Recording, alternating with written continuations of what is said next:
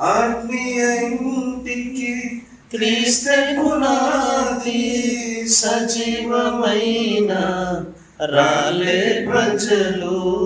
ఆత్మీయ ఇంటికి క్రీస్తే పునాది, సజీవమైన రాలే ప్రజలు.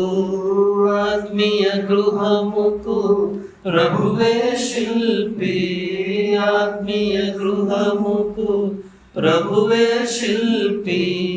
ఆద్యంతరహితుడై